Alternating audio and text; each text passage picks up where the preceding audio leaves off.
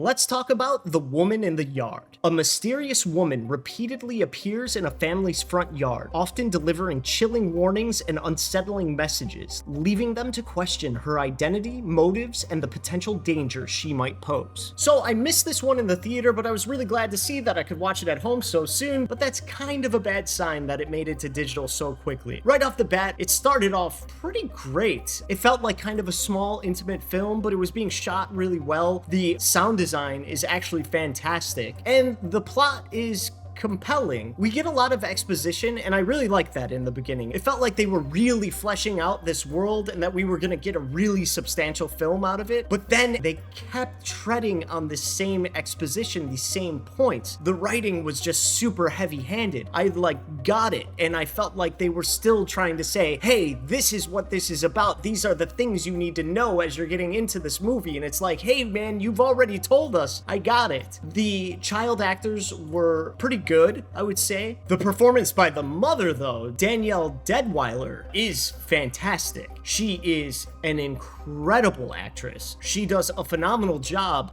but the thing is, a lot of the time the script is working against her. Things in the script don't feel incredibly motivated, and she's doing the best she can with it. Yeah, she was just an absolute standout, but the writing essentially is the setback. There were some good scares, and the whole setup of The Woman in the Yard is really kind of a creepy setup. Unfortunately, the more we understand what's going on, the less of an impact it has. The conclusion is ham-fisted and not satisfying, even though it kind of should be. It's exactly the way it should end, but it doesn't feel like it reaches that point naturally. It doesn't feel earned. It doesn't feel like we gained anything. It just happens, and this one struggles. This is an example of a horror movie where they seem to be doing the horror right, and if they were just a little more literal about the horror and stuck with that instead of trying to focus on the messaging, it feels like we might have gotten a more satisfying story.